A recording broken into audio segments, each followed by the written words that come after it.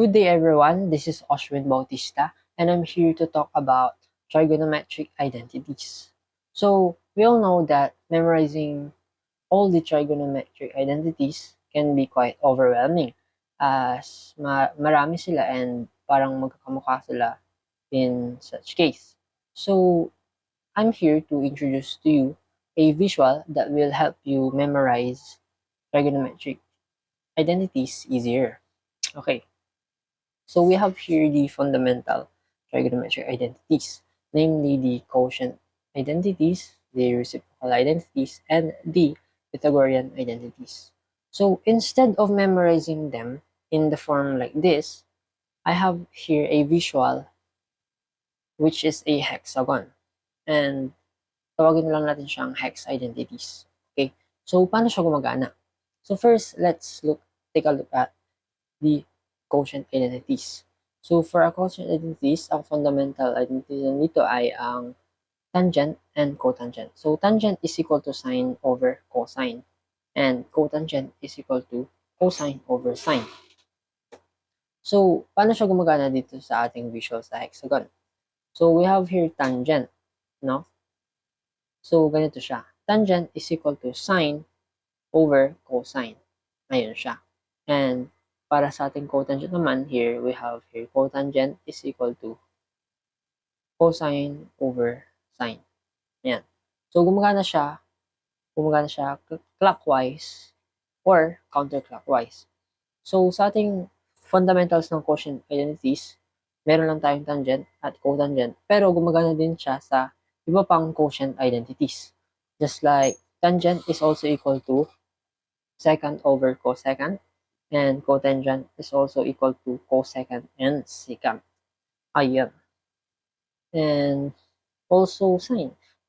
Any dito sa ating hexagon sides, no, nag-work ang quotient identities sa lahat ng ito. Let's say, for example, sine is equal to tangent over secant, ganun, and such. So, ayun po siya para sa quotient identities. Now, let's move on to reciprocal identities.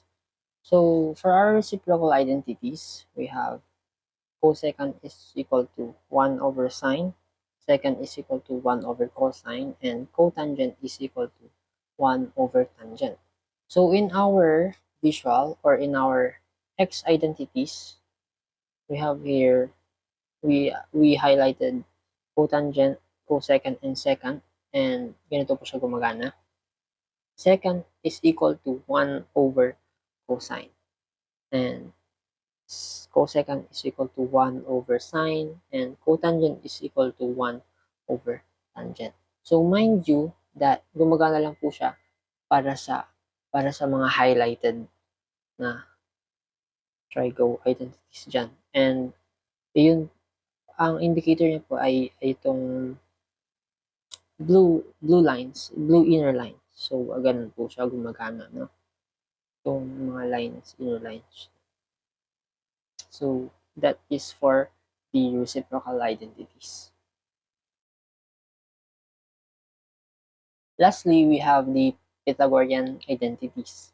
And for our Pythagorean identities, we have sine squared plus cosine squared is equal to 1, 1 plus tangent squared is equal to secant squared, and 1 plus cotangent squared is equal to cosecant squared.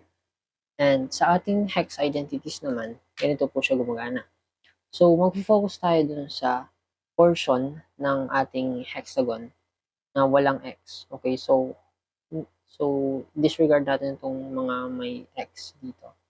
And mag-focus lang tayo dito sa mga may addition and equal sign. Okay? So, let's take for example here, sine. No? Sine squared, since Pythagorean identity siya. So, lalagyan lang natin siya ng squared. Although, hindi siya naka-indicate dito sa ating x identities. Dahil Pythagorean identity siya, lalagyan natin siya ng squared. So, huwag tayong malilito dun, no? So, sine squared plus cosine squared is equal to 1. So, ganito yung pattern niya, no? parang 7 siya. From left to right, then gaganon siya. Parang 7 nga, no? Pag tignan natin, ganun, ganun. Okay. So, sine squared plus cosine squared is equal to 1. Ganun siya. And tignan din na naman natin dito. We have here 1 plus cotangent is equal to cosecant squared. Ayan, sorry. 1 plus cotangent squared theta is equal to cosecant squared theta. Ayan. And lastly, we have here tangent plus 1 or 1 plus tangent. 1 tangent plus 1 is equal to secant squared. Ayan. And kung titignan natin siya sa identities, ito ay tama siya, no? Sine squared is equals to cosine squared is equal to 1. 1 plus tan 1 plus tangent squared is equal to secant squared, and 1 plus cotangent squared is equal to cosecant squared. Okay, so ayun po yung use ng ating hex identities dito. And sana po ay makatulong itong visual na to in memorizing fundamental trigonometric identities. And that's all for my video. That's all for my video. Thank you for watching.